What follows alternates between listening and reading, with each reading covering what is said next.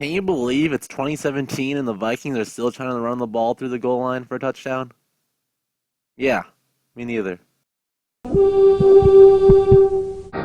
Vikings, let's win this game. Skol Vikings, honor your name.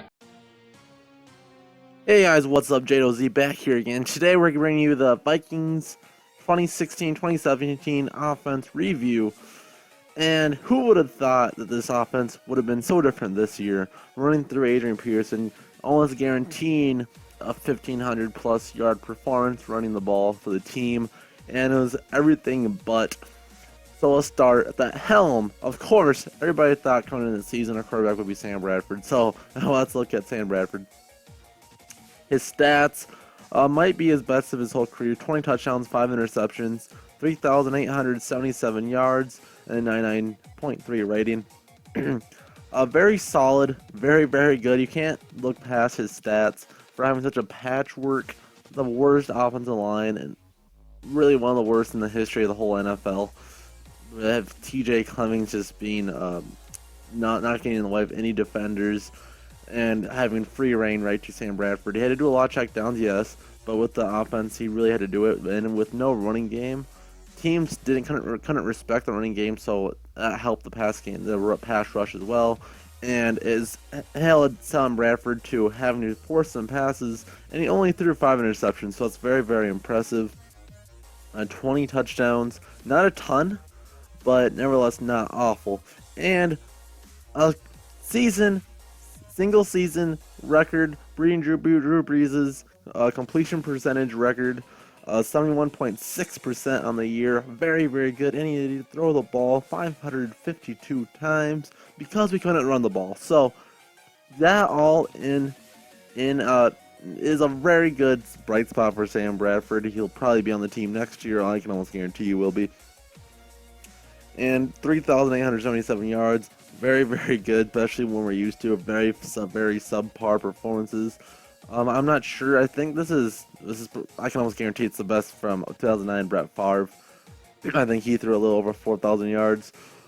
Only 20 touchdowns, the only thing that's a little bit low, but we only threw 5 interceptions alongside it. 41 ratio is absolutely crazy, and I had to do that because lack of Adrian Peterson. Give me a moment to look at his picture here. What is this? Okay. 37 carries, 72 yards, 1.9 yards a carry. Pathetic. Adrian would probably say so the same. Will he be gone? That's going to be a big story. That's going to be a story for another video for another day. It sounds like he might want to, but could just be talking with the press. But yeah. He was injured a lot of the year, but still, when he was healthy, he wasn't very good either. 37 attempts for 1.9 average. Pathetic. How much better did that get when he did get hurt? He also had that fumble against Green Bay. Jerick McKinnon came in, 159 carries at 539, a 30.4 yard average, and 2 touchdowns on the year. This is what's very disappointing me for Jerick McKinnon. The 3.4 yard average last year is a 5.2, and the year before that is a 4.8. So what happened to Jerick McKinnon to make him drop off that so much? The easy answer is obviously his offensive line wasn't opening up any holes for Jerick McKinnon. But nevertheless, he wasn't making many people miss. He was probably one of the worst quarterbacks in the league in getting yards after contact. His long in the year was only 36. He had bigger longs in the last 2. He had a 68 last year and a 55 the year before, so he wasn't explosive whatsoever. He only had 2 20-plus yard gains the whole year. 0 fumbles, which is a bright spot. We didn't turn up the ball over. But when you're getting tackled the first guy and not making many people, you're not getting gang tackled. That's why Adrian Peterson fumbles, because it takes 4 or 5 guys to bring him down at times. So then after that, you give up the football. But 0 fumbles when he takes the first guy to bring it down. It's nice, but 3.4 average definitely needs to get looked at. He'll be back. I believe he's still on his rookie deal, so he will be back. But how long can he really deal with the Jerick McKinnon if he isn't the number one? He's showing that he's not number one back. If the defense keys on him, and the sad part about it, he's winning against nickel and dime defenses a lot of the years, and he couldn't make plays. The other running back that had a lot of carries, of course, was Matt Asiata.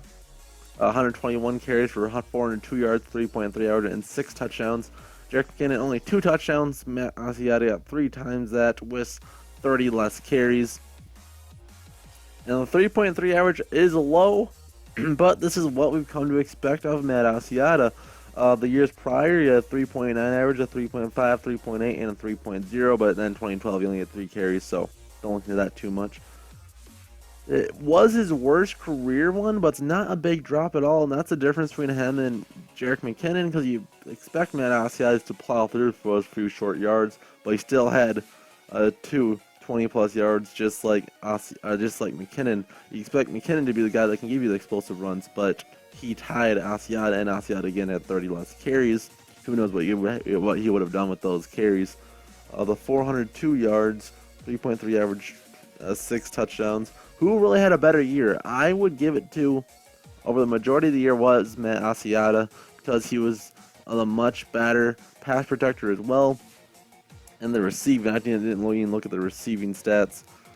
He had 32 receptions for 263 yards, 8.2 yard average, 4 20-plus yard receptions for Asiata receiving. For Jerick, type back, had 43 receptions, 255 yards, a 5.9 average, 5.9 compared to 8.2. How does Matt Asiata outperform you on receiving as well? He had a 41 average, which is very, very nice. 2 touchdowns receiving and 2 20-plus yard receptions and 1 40-plus. Matt Asiata had 4 20-plus receptions. So Matt Asiata was more consistent receiving the ball as well. So where does Jerick McKinnon's future even hold for the NFL if you can't even do that in a pass-first offense as the season went on? Matt Asiata, I think, did as well as we could have asked. We knew what we were going to get out of him. He's on another contract year. I would not be... it'd be interesting what we do with Asiata. If we keep Adrian Peterson, then Matt Asiata we might get another running back in the draft in like the second or third round. And I'd like to get out of those 4 picks we have in those 2 rounds, 2 or 3 picks going to the offensive line. But that's more of the offseason discussion. We'll get more into that later on. Adam Thielen, the biggest surprise on our whole team. 69 receptions, which is fairly low, but who would have thought you would have 30 when people were calling for his name to be cut in favor of Mobo. For 967 yards, a 14 average, 5 touchdowns. An extremely good year for Adam Thielen. He turned into our number 1 receiver at the end of the year. He played all 16 games. The 5 touchdowns, 16 20-plus yard receptions, 2 40-plus receptions, and 44 first down catches. Almost 2/3 of his catches, or over 2/3 of his catches, were for first downs. Only he had the 1 fumble. That was on the punt return. He also ran the ball twice for 15 yards. So he has a value all over. He made the team from special teams. The underdog rose to the top of the depth chart for receiving, and Bradford ended up loving him for all of 967 yards. He was very, very good this year. Last year, 144 yards. The year before that, 137. We were expecting maybe a max 300 yards this year, and he absolutely blew expectations out of the water. Adam Thielen's going to have to be on this team for a lot of years to come. What more do we have to say? The reason we won the first 5 of the games offensively was Stephon Diggs, who was extremely, extremely good the first 5 games. He fell off after that due to injury, but nevertheless, a very, very good season for Stephon Diggs. Another guy that was really close to the 100-yard mark. He actually led the team in receptions with 83. He led the whole team in receptions with 84, with 903 yards. 10.8 average, and only 3 touchdowns. The 3 touchdowns is something that we would like to work on. We need a receiver that can go up there and get touchdowns. I'll talk about a few guys that would like to do that later on. We have one guy that got close to 10 touchdowns, which is kind of the benchmark for a lot of touchdowns in a year for a receiver. But nevertheless, Stephon Diggs, 13 games, 84 receptions, only 13 games, might I add, and 903 yards, only 3 touchdowns. He had 10 20-plus yard receptions, 3 40-plus, and he caught 47 for first down. That's over half of his receptions for first down, probably closer to 2/3.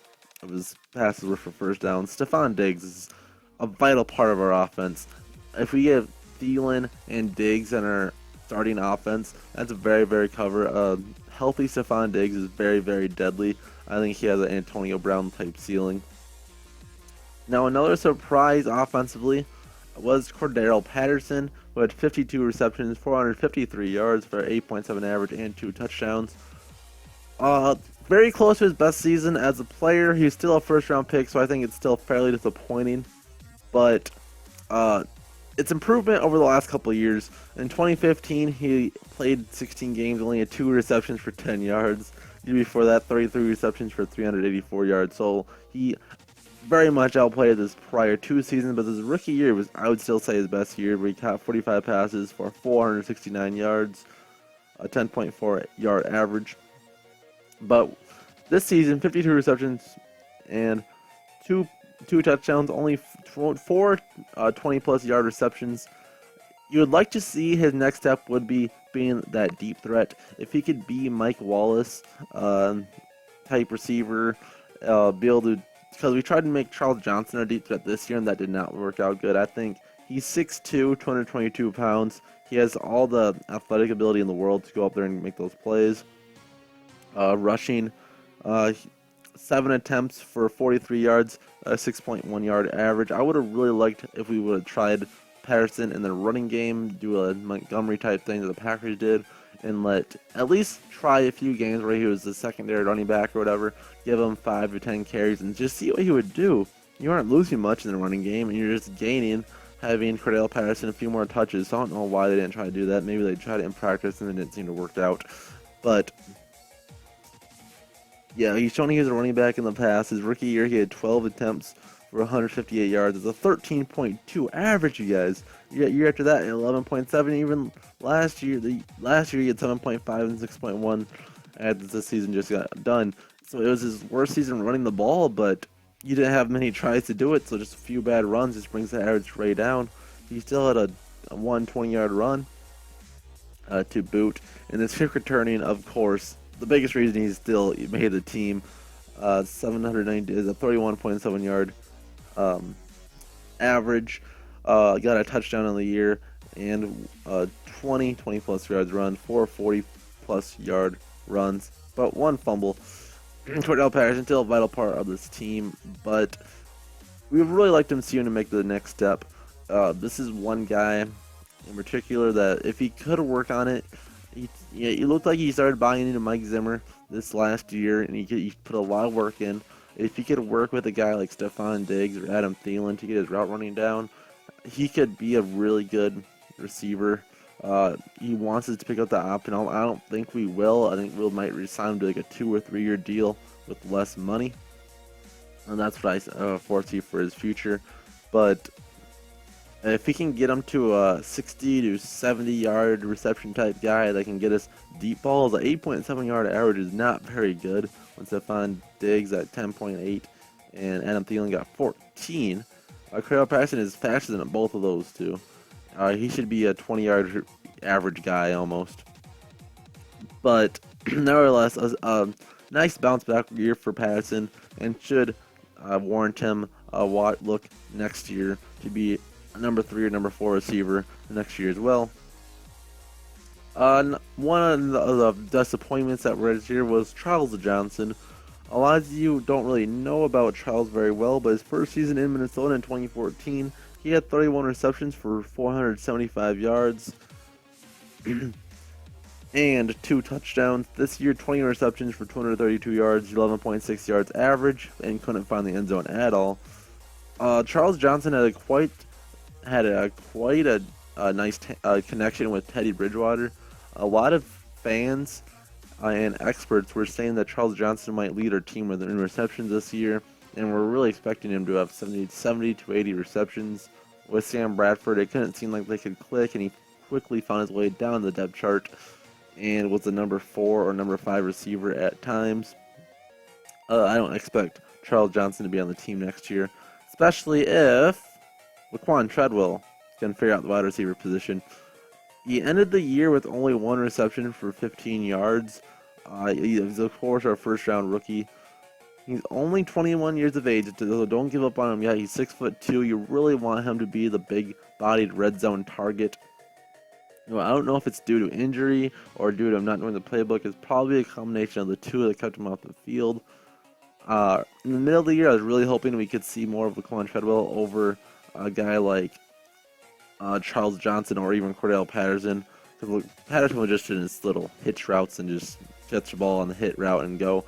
But Laquan Treadwell can do a lot more. He didn't even look that good in preseason, but he did catch a nice fade out for a touchdown. I was hoping we'd at least see him in some red zone packages just to get him on the field more. But if he was hurt and just not getting the job done in practice, then I guess we couldn't really get it done.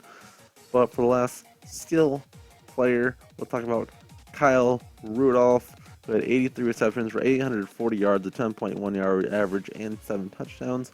His best career year. Sam Bradford loved him all year. He was always second or third every game in receptions, except for when he was number 1 in the last game. But he was always top 3 in receptions every single game. With 83 receptions, completely blowing out all of his other seasons out of the water. His closest to that was 53 in 2012, when, of course, Adrian Peterson was running everybody over, so no one could cover the play action do Kyle Rudolph play. But 83 receptions. The part where he lacks is definitely blocking. We have 2 other blocking tight ends for a reason. But 840 yards, a 10.1 average, 52.5 yards a game, 44 with being as long, 7 touchdowns, 11 20-plus yard receptions, and 1 40-plus yard receptions, and catching 50 of his 83 passes for a first down. You cannot complain about the receiving stats for Kyle Rudolph. You'd like to see him be over 10 receiving touchdowns, and the closest he's ever done to that was in 2012 when he had 9. So hopefully next year he can take that step forward. So there we go. There's our skilled players. Come back next time. I'll discuss this awful offensive line and video all for itself and defense. See you guys next time.